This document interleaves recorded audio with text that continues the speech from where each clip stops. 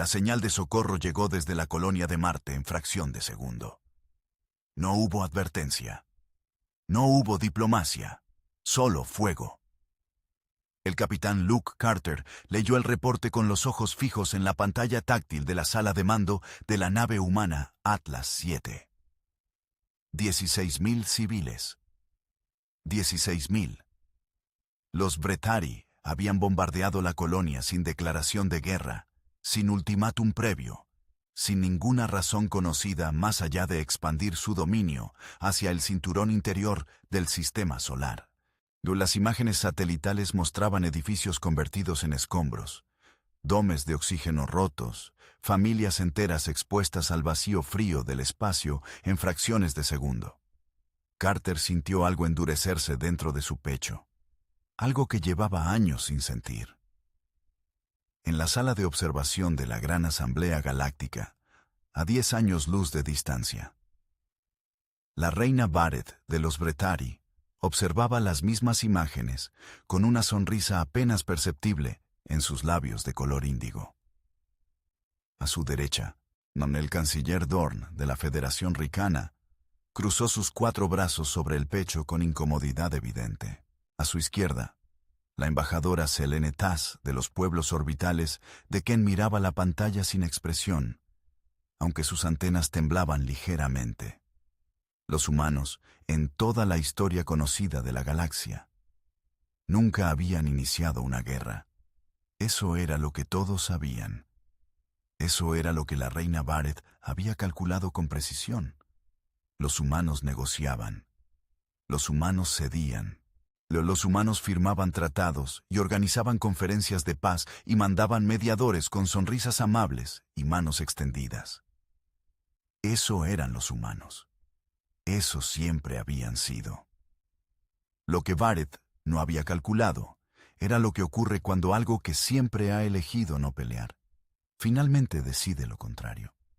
La teniente Nina Brooks entró a la sala de mando del Atlas 7 con un datapad en la mano y expresión de piedra. Llevaba el cabello recogido en un nudo apretado y los nudillos blancos de tanto apretar el dispositivo. Depositó el pad sobre la consola frente a Carter sin decir nada.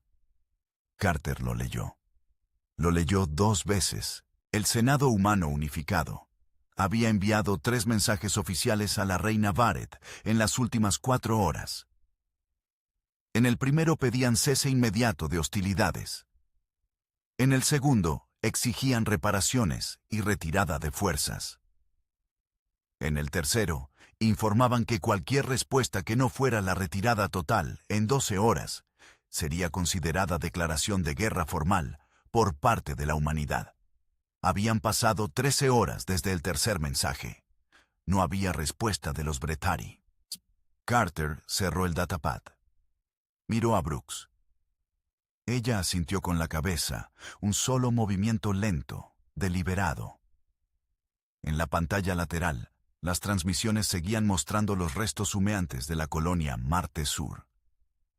Carter pensó en su hermano, que vivía a 800 kilómetros de esa colonia. Pensó en los hijos de su hermano. Pensó en las caras que no volvería a ver si los Bretarii no recibían una respuesta clara.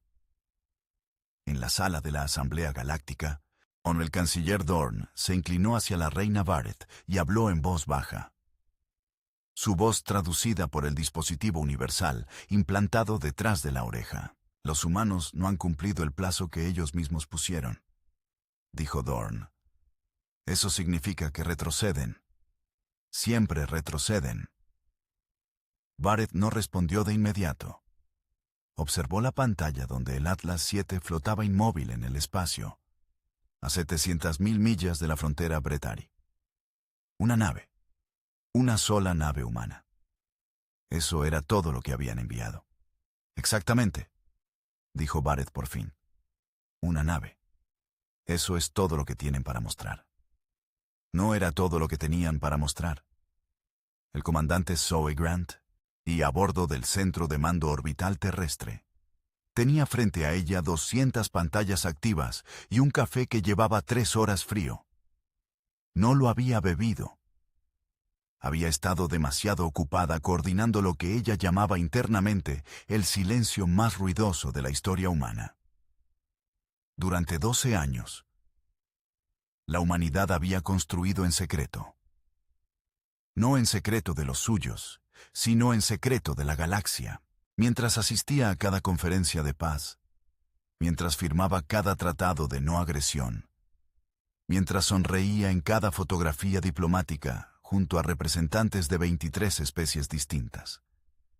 La humanidad había estado construyendo, investigando, desarrollando, aprendiendo de cada tecnología que tocaba, de cada sistema de propulsión que analizaba, de cada arma que sus aliados le mostraban, con la condescendiente generosidad que se reserva para los pueblos que no se consideran amenaza. Y los humanos eran muy buenos aprendiendo. Grant levantó la vista hacia el reloj en la pared. 13 horas y 42 minutos. Encendió el canal de comunicación directa con el capitán Carter. «Luke», dijo, «es la hora». Carter no respondió inmediatamente. Grant conocía ese silencio. No era duda. Era el tipo de pausa que precede a algo que no puede deshacerse. «Lo sé», dijo Carter por fin. En la Asamblea Galáctica, una alarma suave comenzó a sonar. La embajadora Selene Tass se incorporó en su asiento. Sus antenas apuntaron hacia la pantalla de monitoreo del espacio humano. Las lecturas de energía estaban cambiando. No en un sector del espacio humano. No en dos, en todos. Simultáneamente, en 47 puntos distintos del mapa estelar, sensores de la Asamblea Galáctica registraron pulsos de energía que no correspondían a ninguna firma tecnológica previamente catalogada. El canciller Dorn se puso de pie. La embajadora Selene Tass se puso de pie. Varios otros delegados en la sala hicieron lo mismo. La reina Vareth no se movió, pero sus dedos largos y azulados se apoyaron lentamente sobre la superficie de la mesa frente a ella. «¿Qué es eso?», preguntó en voz baja. Nadie en la sala supo responderle. En el puente del Atlas 7, Carter vio aparecer en su pantalla táctica los puntos azules. 1, 10, 30, 100, 200, 400. Cada punto era una nave humana emergiendo del salto cuántico en posiciones perfectamente calculadas. Y no había habido una concentración así de poder humano en toda la historia documentada de la especie, ni en las guerras internas de los siglos anteriores, ni en los peores escenarios de simulación que los analistas galácticos habían proyectado jamás. ¿Por qué nadie había creído que los humanos llegarían a este punto? Brooks se acercó a su lado y observó la pantalla en silencio. «Todos están aquí», dijo ella. «Todos están aquí», confirmó Carter. Y entonces la flota humana comenzó a moverse. En la Asamblea Galáctica, el canciller Dorn agarró el borde de la mesa con sus 4 manos.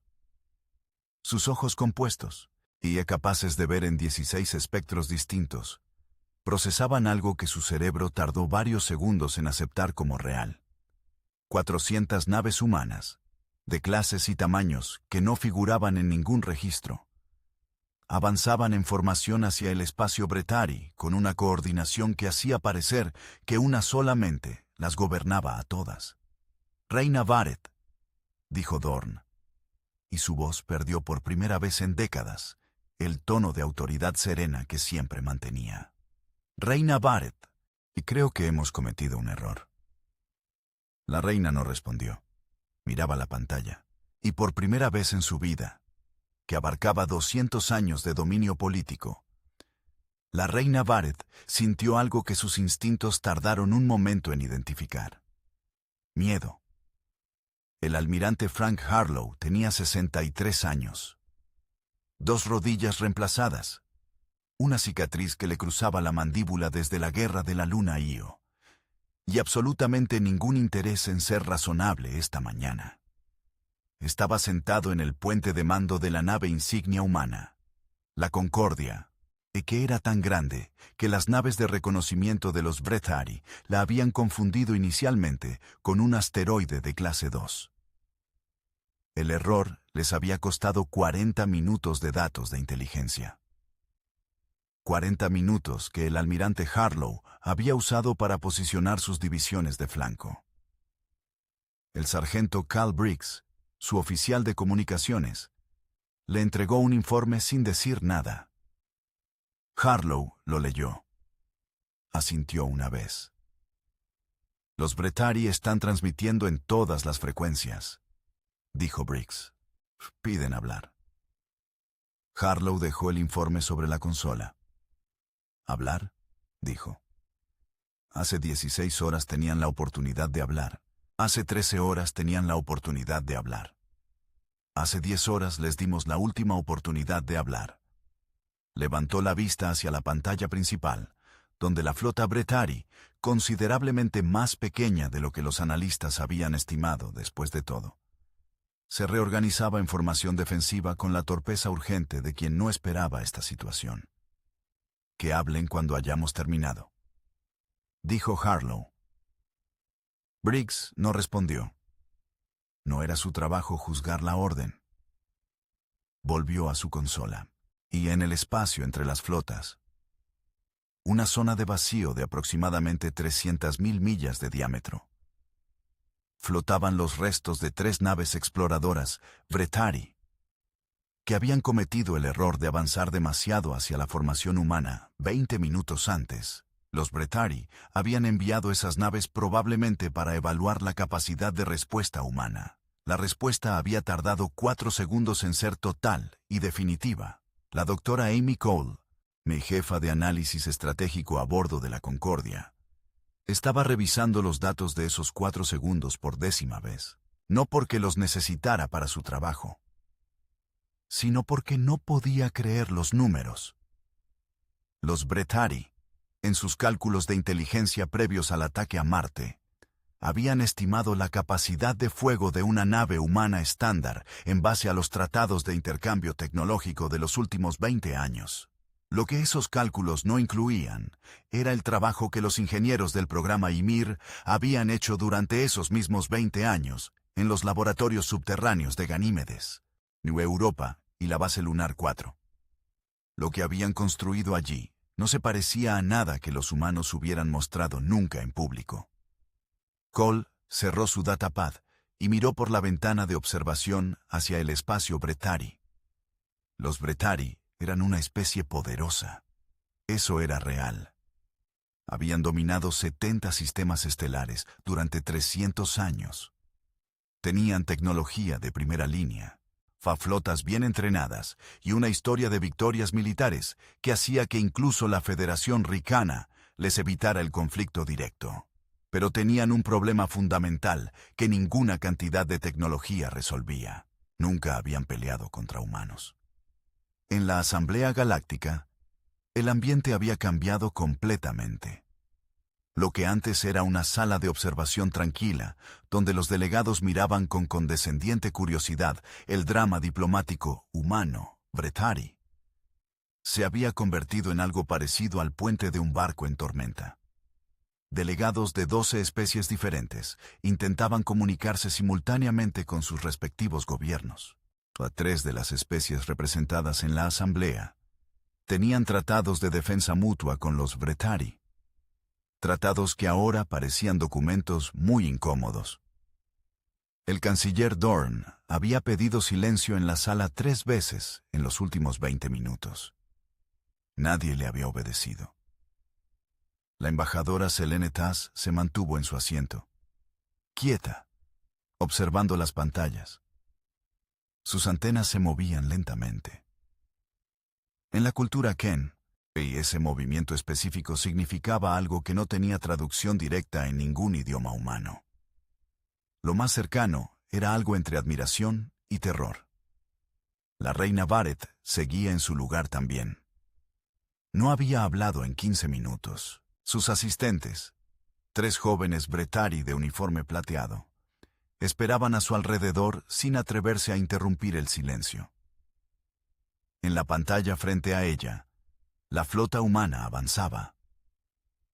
El delegado de los Marik, una especie de 6 extremidades que había rechazado 3 propuestas de alianza humana en los últimos 8 años por considerarlas políticamente inconvenientes, se inclinó hacia su asesor y susurró algo.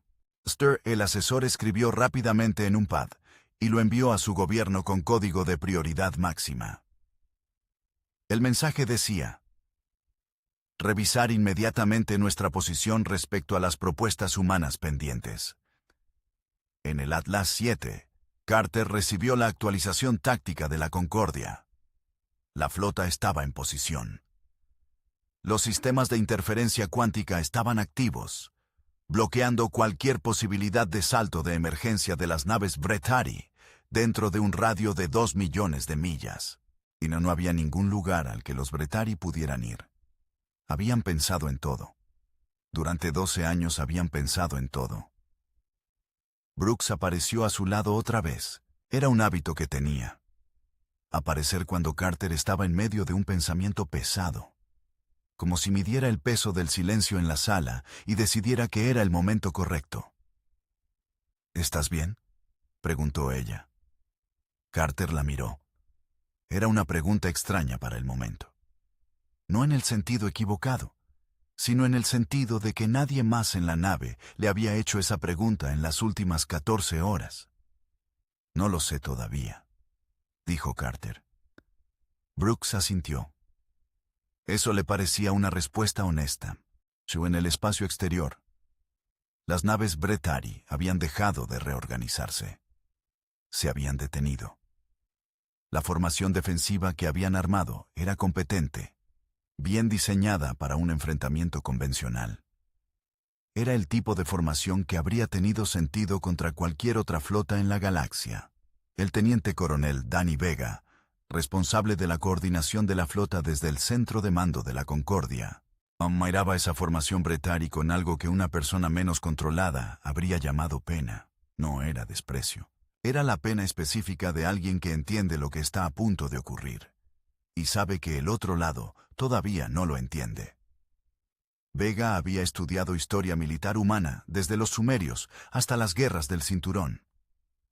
Había leído cada análisis de conflicto galáctico disponible en los archivos de la Asamblea. Había pasado 7 años en el programa de simulación táctica de Ganímedes. Y lo que veía frente a él era una flota que se había preparado para pelear contra otra versión de sí misma. Vega encendió el canal de comunicación interna. Almirante Harlow, dijo. La flota Brethari está lista para recibir el primer movimiento. Harlow respondió con una sola palabra. Adelante. En la Asamblea Galáctica, las pantallas de monitoreo mostraron el inicio del movimiento en tiempo real. El canciller Dorn cerró los ojos un momento. Los volvió a abrir. Durante 300 años de historia de la Asamblea, ninguna guerra había comenzado de esta manera. Siempre había maniobras. Siempre había escaramuzas preliminares. Siempre había una fase de intimidación, de demostración de fuerza, de comunicación de intenciones. Los humanos se habían saltado todo eso.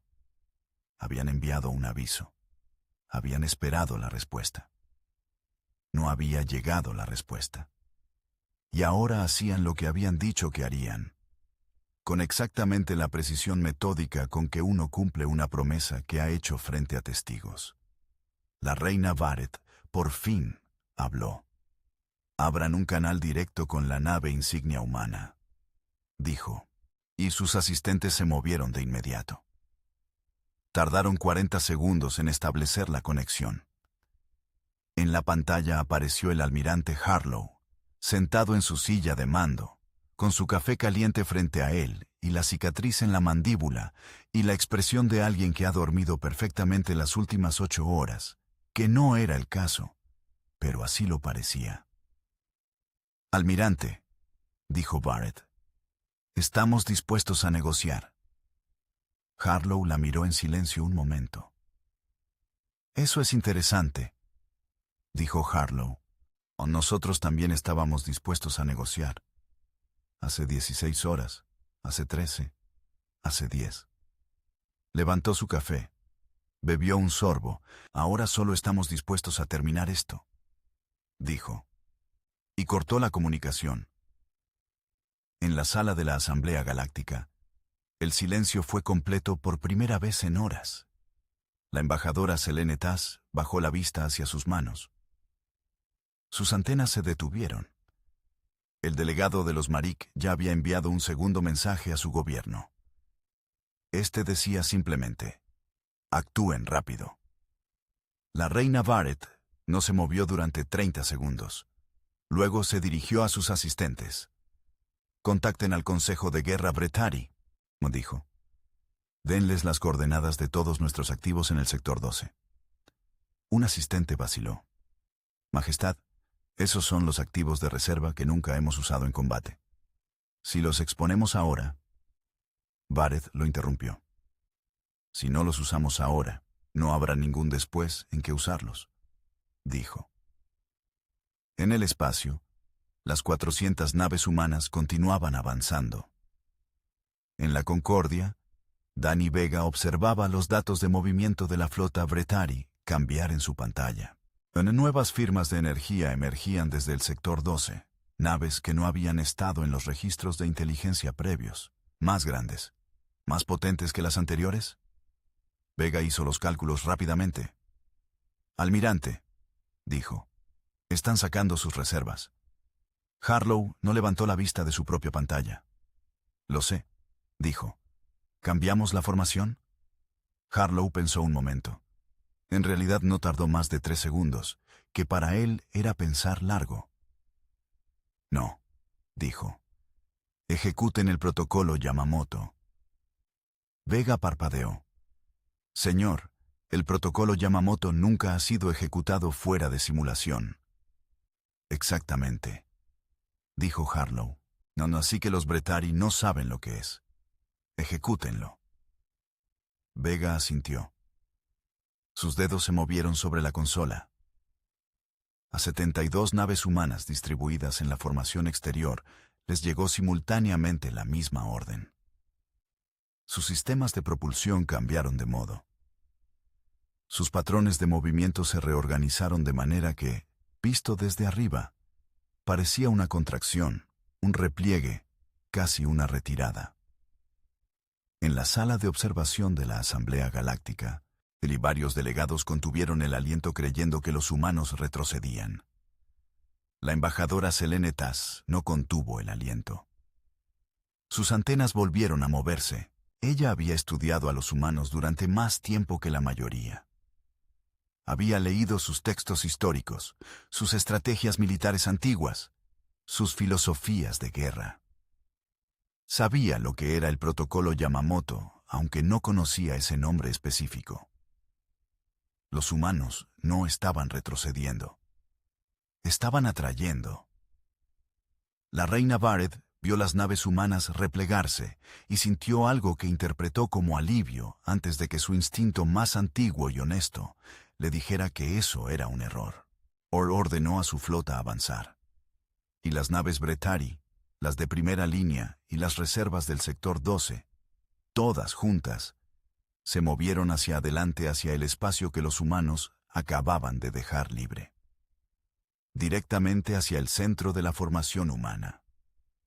Directamente hacia donde las 72 naves del flanco habían estado esperando todo el tiempo. El protocolo Yamamoto tardó 12 segundos en ejecutarse completamente. Fue un número de segundos que Dani Vega recordaría el resto de su vida con la extraña claridad con que se recuerdan los momentos que cambian el mundo. En la Asamblea Galáctica, el canciller Dorn vio lo que ocurrió en esos 12 segundos y se preguntó, no por última vez esa noche, si alguien en la Asamblea había cometido un error catastrófico al ignorar a los humanos durante tanto tiempo. La respuesta, que él ya conocía pero que tardó un poco más en admitir plenamente, era sí. La doctora Amy Cole tenía un cuaderno de papel, no digital. Papel real, de los que ya casi nadie usaba. Lo llevaba a todas partes. Cuando el protocolo Yamamoto concluyó y los datos empezaron a llenar su pantalla, lo abrió y comenzó a escribir. No datos. Eso lo tenía en el pad. Escribía observaciones. La diferencia entre un analista y un historiador, según ella, era que el analista registraba lo que había pasado y el historiador entendía por qué importaba. Lo que importaba ahora, escribió con su letra pequeña y clara, es que la galaxia acaba de aprender algo que los humanos siempre supieron sobre sí mismos. Neni hizo una pausa. Escuchó los sonidos del puente, las voces controladas, los bips de las consolas, el ruido suave de la ventilación. Que no somos pacíficos porque no sabemos hacer otra cosa, escribió. Somos pacíficos porque elegimos serlo. Y cuando esa elección cambia, cambia todo. Cerró el cuaderno. En la pantalla frente a ella, la situación táctica mostraba a la flota Bretarii en colapso de formación. No destruida, no todavía, pero rota. Desorientada. Peleando contra un enemigo que no se comportaba como ningún enemigo que hubieran enfrentado antes. Porque ningún enemigo que hubieran enfrentado antes había pasado 20 años estudiando exactamente cómo pelearían los Bretarii y exactamente cómo responderían, y exactamente qué harían cuando se encontraran en desventaja. Los humanos habían hecho su tarea. La Concordia avanzó. En el espacio entre las flotas, era la hora de que la galaxia aprendiera algo nuevo. En la estación de la Asamblea Galáctica, el canciller Dorn pidió una conexión urgente con el Senado Humano Unificado. Su asistente le informó que el Senado había dejado un mensaje de respuesta automática que decía simplemente que el Senado Humano Unificado no estaría disponible para consultas diplomáticas hasta que los operativos en curso hubieran concluido. Dorn miró la pantalla donde las naves Bretarii seguían reorganizándose sin éxito. La reina Vareth, junto a él, no decía nada. Sus dedos azulados seguían apoyados sobre la mesa. Inmóviles. Fijos. En el Atlas 7, Nina Brooks se acercó a la ventana de observación del puente. El espacio exterior era quieto y negro, y lleno de estrellas que no sabían ni les importaba lo que estaba ocurriendo entre dos especies pequeñas en este rincón del brazo de Orión. Brooks pensó en Marte Sur. Pensó en los domes de oxígeno rotos. Pensó en 16,000 personas que no habían tenido oportunidad de pedir nada a nadie. Carter se acercó a su lado. No se lo pidieron, dijo Carter, no como si hubiera seguido el hilo de su pensamiento. No, dijo Brooks. No les preguntaron si querían paz o guerra. Simplemente los atacaron. Exacto, dijo Carter. Los dos miraron el espacio en silencio un momento. ¿Crees que la galaxia lo va a entender?, preguntó Brooks. Carter consideró la pregunta con honestidad. Lo van a entender cuando haya terminado, dijo. Y después no lo van a olvidar. Brooks asintió. Eso también le parecía verdad. En la pantalla táctica, los puntos azules de la flota humana seguían avanzando. La reina Vareth pidió a todos sus asistentes que salieran de la sala de observación de la asamblea. Salieron, y se quedó sola frente a las pantallas. El canciller Dorn intentó quedarse también. Vareth lo miró una vez. Dorn salió. Observó las pantallas sola durante varios minutos. Los datos de la batalla eran claros. Su flota de primera línea había perdido el 60% de la capacidad de maniobra. Sus reservas del sector 12 estaban rodeadas por el flanco humano. Los sistemas de interferencia cuántica bloqueaban cualquier posibilidad de retirada estratégica. Vareth era muchas cosas. Había sobrevivido 470 años, gracias a su inteligencia, su crueldad calculada y su capacidad para evaluar situaciones con exactitud brutal. Era capaz de separar lo que quería que fuera verdad de lo que era verdad. Lo que era verdad era esto. Había cometido un error de cálculo fundamental. Había atacado Marte Sur porque sus analistas le habían dicho que los humanos nunca responderían militarmente. Que eran demasiado pacíficos, demasiado divididos internamente, demasiado dependientes de la diplomacia como herramienta de resolución de conflictos. Que una acción unilateral rápida crearía un hecho cumplido que los humanos absorberían y procesarían a través de sus lentos mecanismos institucionales y terminarían, como siempre, buscando una solución negociada desde una posición de debilidad. Sus analistas habían mirado los últimos 50 años de comportamiento humano y habían extrapolado una línea recta hacia el futuro. Y no habían considerado que una línea recta puede romperse. Vareth abrió un canal directo de comunicación privada, no con el Senado humano, cuyo mensaje de respuesta automática ya conocía, sino con el capitán Luke Carter del Atlas 7, cuya nave estaba en posición de observación a distancia de la batalla principal.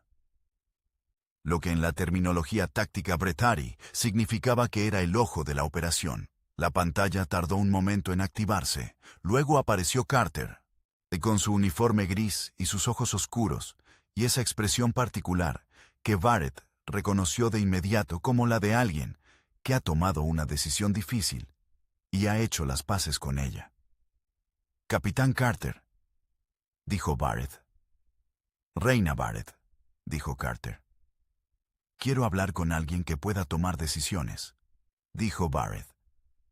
«No con el almirante Harlow, que claramente ya ha tomado todas las suyas. Con alguien que todavía esté evaluando». Carter la miró un momento. «¿Y usted cree que soy esa persona?», dijo. «No, usted no cortó la comunicación como Harlow», dijo Vareth. «Eso dice algo». Carter no respondió de inmediato. Vareth continuó. «Sé lo que sus fuerzas pueden hacer ahora mismo a mi flota», dijo. «Lo he visto en los últimos 90 minutos. No necesito que me lo demuestren más. Lo que quiero saber es qué necesitan los humanos para detener esto». Carter siguió sin responder. Sus ojos se movieron brevemente hacia algún punto fuera de la pantalla, probablemente hacia Nina Brooks, que Vareth imaginaba seguía en el puente. «Hay 16.000 personas muertas en Marte Sur», dijo Carter por fin. «Lo sé», dijo Vareth. «Y estoy dispuesta a hablar sobre eso». «No es hablar lo que los va a devolver», dijo Carter, y Vareth reconoció el golpe y lo absorbió.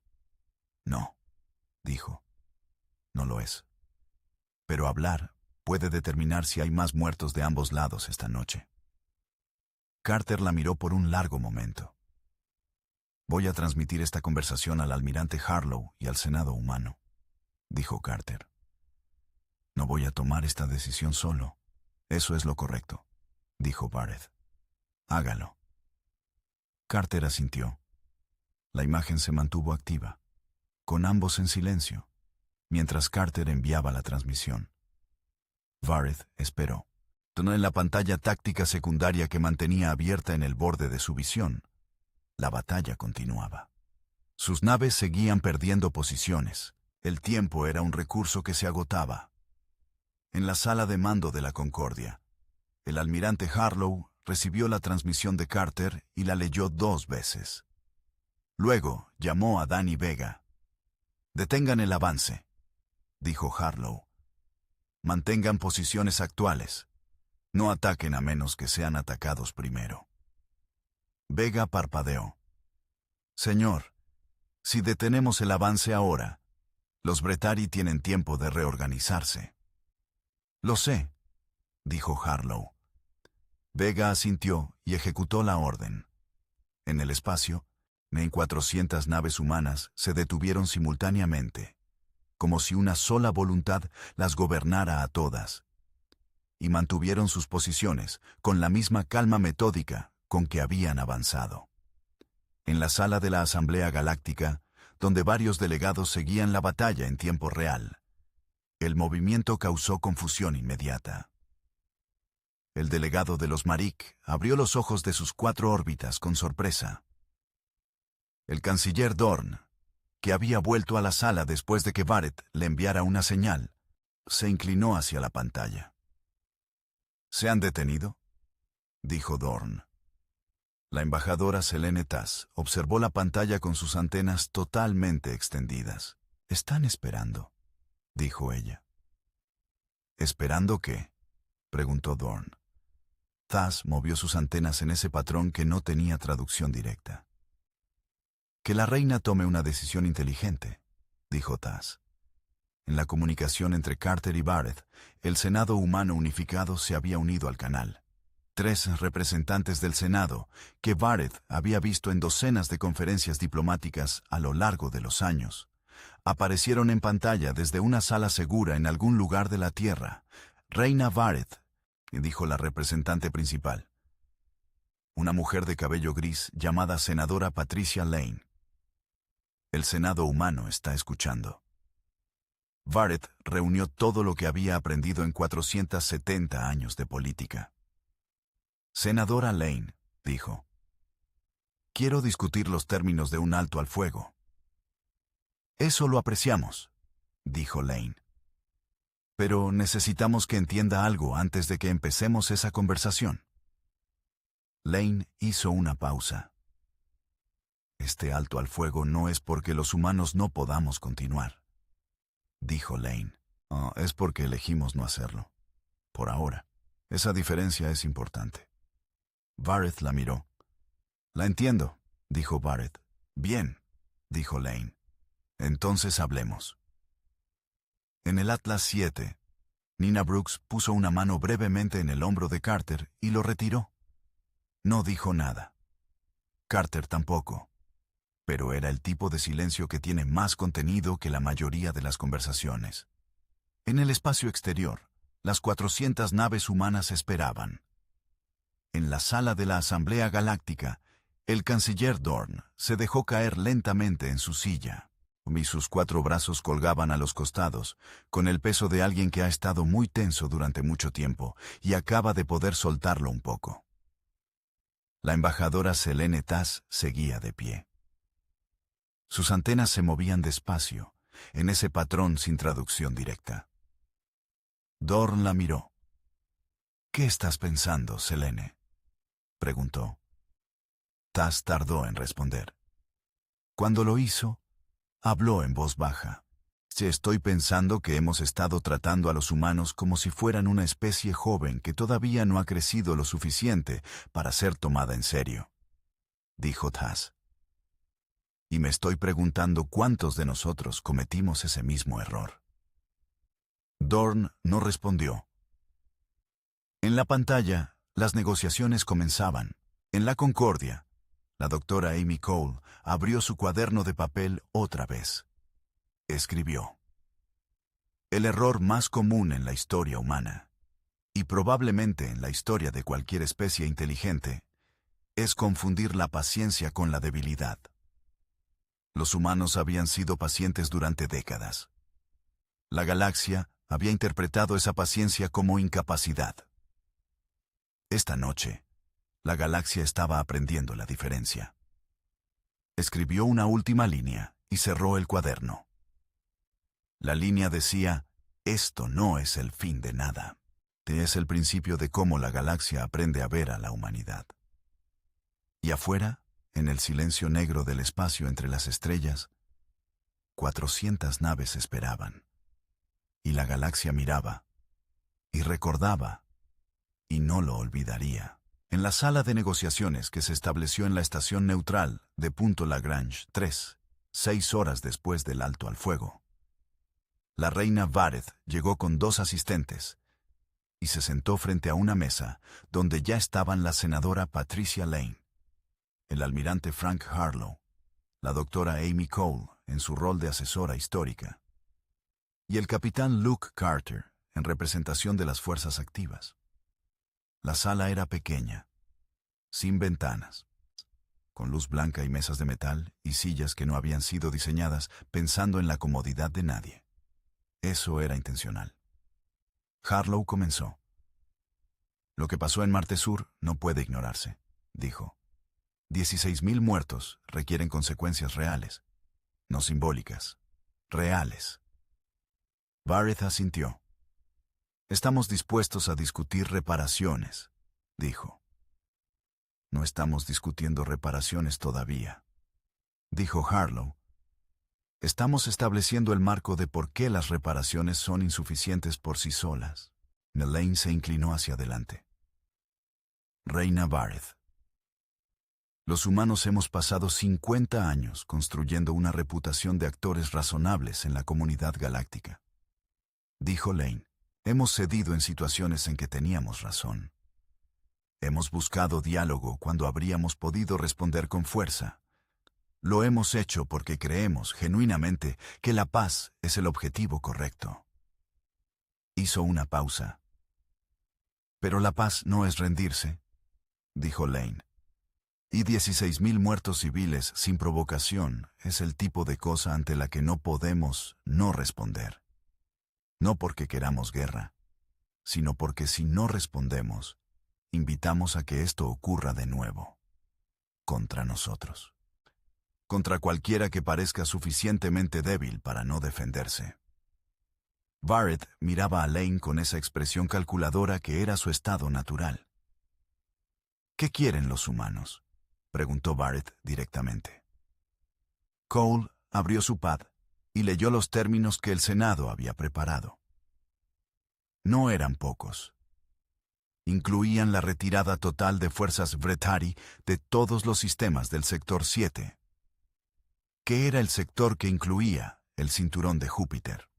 Incluían reparaciones económicas que equivalían aproximadamente al Producto Interno Bruto anual de los 3 sistemas estelares Brethari más productivos. Incluían la creación de una zona de monitoreo neutral administrada conjuntamente por humanos y la Asamblea Galáctica en los 20 sistemas fronterizos entre el espacio humano y el Brethari. E incluían el reconocimiento formal ante la Asamblea Galáctica de que el ataque a Marte Sur había sido un crimen de guerra. Barrett escuchó todo en silencio. Cuando Cole terminó, Barrett permaneció callada durante casi un minuto completo. Entonces dijo, «Eso es una lista muy extensa». «Sí», dijo Harlow, «lo es, mas si accedo a estos términos, mi posición política en el Consejo Brethari se debilitará de manera irreversible», dijo Barrett. «Lo entendemos», dijo Lane, «y lamentamos genuinamente que su posición política sea incómoda. Pero la alternativa es que continuemos esta conversación de una manera diferente. Y no creo que ninguno de los dos la prefiera». Barrett la miró. Y de nuevo, sin duda alguna, sintió ese miedo que todavía le era relativamente nuevo. Porque Lane no lo decía como amenaza. Lo decía como descripción de la realidad. Lo decía con exactamente el mismo tono tranquilo con que uno habla de hechos que no están en discusión. Los humanos habían aprendido a hablar así. Eso era más aterrador que cualquier amenaza. Barrett miró a Carter, que había permanecido callado durante toda la reunión. «Usted fue el primero en responder a mi llamada», dijo Barrett. «¿Cuál es su perspectiva personal?». Carter consideró la pregunta. «Yo no quería estar aquí», dijo Carter. «No quería que ninguno de esto pasara. Querría que 16.000 personas estuvieran vivas esta noche. Eso no es posible. Lo que es posible es decidir ahora qué clase de relación queremos tener con el futuro». «¿Y qué clase de relación sería esa, desde su perspectiva?», dijo Barrett. Carter la miró directamente. «Una en que ustedes sepan exactamente lo que somos capaces de hacer», dijo Carter. «Y en que elijan, sabiendo eso, no repetir este error. No porque no puedan, sino porque no quieren las consecuencias». Barrett procesó eso. «Claridad», dijo. «Sí», dijo Carter. «Claridad». Barrett miró la lista de términos de Cole una vez más. «Necesito comunicarme con el Consejo Brethari antes de firmar cualquier cosa», dijo Barrett. «Por supuesto», dijo Lane. «Tienen 6 horas». La reunión terminó. En el pasillo exterior, Cole alcanzó a Carter mientras salían. «¿Crees que firmará?», preguntó Cole. Carter pensó en la expresión de Barrett, en ese miedo que ella no había podido esconder completamente. «Creo que es suficientemente inteligente para saber que no tiene otra opción», dijo Carter. Cole abrió su cuaderno una vez más, de pie en ese pasillo neutro de metal y luz blanca. Escribió: «La claridad como fundamento de la paz. No el amor, no la confianza, la claridad». Lo cerró. En la sala de la Asamblea Galáctica, que seguía monitoreando todo en tiempo real, el canciller Dorn recibió una solicitud de comunicación urgente del gobierno de los Marik, que en las últimas 6 horas había enviado 16 mensajes distintos a representantes humanos solicitando revisión de acuerdos comerciales y tratados bilaterales y propuestas de alianza previamente rechazadas. Dorn miró el mensaje de los Marik. Luego miró los otros 11 mensajes similares de otras especies que estaban esperando en su cola de comunicaciones. La embajadora Selene Taz se acercó. «Todos quieren hablar con los humanos ahora», dijo Taz. «¿Sí?», dijo Dorn. «¿Y los humanos?». Dorn miró la pantalla donde la flota humana seguía en posición de espera. 400 naves quietas y perfectamente formadas en el espacio. «Los humanos todavía están ocupados», dijo Dorn. A las 5 horas y 47 minutos del plazo, la reina Barrett transmitió su respuesta al equipo humano de negociación. Aceptaba los términos. Todos, sin modificaciones. El almirante Harlow leyó la respuesta. Asintió una vez. Llamó a Danny Vega. «Orden de retirada para toda la flota», dijo Harlow. «Formación de regreso al espacio humano. Naves de supervisión al sector fronterizo según protocolo acordado». «Entendido, señor», dijo Vega. Harlow cerró su canal de comunicación. Se reclinó en su silla. Bebió el último sorbo de su café, de que estaba completamente frío otra vez. En el Atlas 7, Nina Brooks recibió la noticia y miró por la ventana hacia el espacio exterior. Carter se acercó a su lado. «¿Se acabó?», preguntó Brooks. «Esta parte se acabó», dijo Carter. Brooks siguió mirando el espacio. «Marte Sur no se acaba», dijo ella. «No», dijo Carter. «Eso no se acaba». Permanecieron en silencio juntos un momento, mirando las estrellas que no sabían nada de todo lo que había pasado entre ellas. En algún punto de ese espacio, la flota comenzó a moverse de regreso, que 108 naves primero, luego más, formando la danza de retirada ordenada que Vega había coordinado meticulosamente. Desde la sala de la Asamblea Galáctica, donde más delegados habían llegado a medida que la noticia se expandía por los canales diplomáticos de la galaxia, el movimiento de retirada de la flota humana fue observado en silencio por 34 representantes de 22 especies distintas. El delegado de los Marik, observó con esa expresión particular, que en su cultura equivalía a tomar nota de algo importante para no olvidarlo nunca. La embajadora Selene Taz observó con sus antenas quietas por primera vez en horas. El canciller Dorn observó y pensó en todos los momentos de los últimos 50 años en que la Asamblea Galáctica había tomado decisiones sobre los humanos, asumiendo que eran predecibles, manejables, contenibles. Pensó en todos los análisis que había leído sobre la humanidad, que llegaban a la misma conclusión. No son una amenaza. Antes pensó en 16.000 muertos en Marte Sur y en 400 naves y en 12 segundos del protocolo Yamamoto.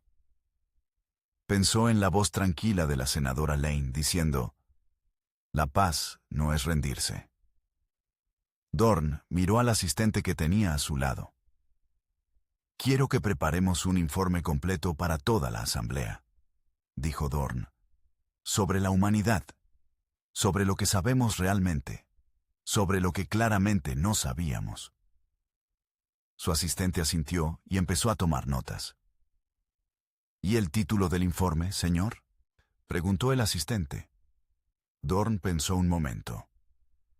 Error de cálculo, dijo Dorn. Eso es suficiente. En la Tierra, en una sala de comunicaciones del Senado Humano Unificado. La senadora Patricia Lane leyó la confirmación de la firma de Barrett. Dobló el papel impreso que tenía en la mano, que era un hábito antiguo que tenía cuando recibía noticias importantes, como si doblar el papel diera tiempo al cerebro para procesar lo que los ojos acababan de ver. Su asistente entró a la sala. El Senado está esperando su informe, dijo el asistente. Lane dobló el papel una vez más. Diles que terminaremos esto como lo empezamos, dijo Lane, con claridad. Salió hacia la sala del Senado. En el espacio, la última nave humana completó la maniobra de retirada y entró en la formación de regreso. 400 naves, perfectamente coordinadas, en movimiento hacia casa. En la frontera del espacio Bretarii, 4 naves humanas más pequeñas y elegantes se desprendieron de la formación y se posicionaron en los puntos de la nueva zona de monitoreo. No eran naves de guerra, eran naves de observación. Pero todos en la galaxia que vieron ese movimiento entendieron exactamente qué significaba. Significaba, seguimos mirando. Significaba, recordamos perfectamente. Significaba, no lo olviden. La doctora Amy Cole estaba sentada en la sala de reuniones vacía de la estación neutral, después de que todos habían salido, con su cuaderno de papel abierto en las rodillas.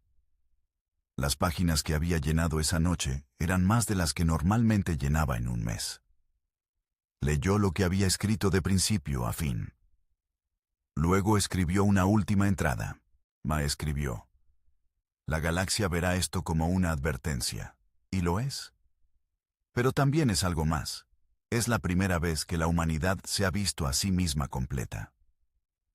No como la especie que eligió la paz porque no tenía otra opción, sino como la especie que tiene opciones y elige. Eso cambia todo sobre lo que somos, no para otros. Para nosotros. Cerró el cuaderno, lo puso sobre la mesa y salió a reunirse con el resto.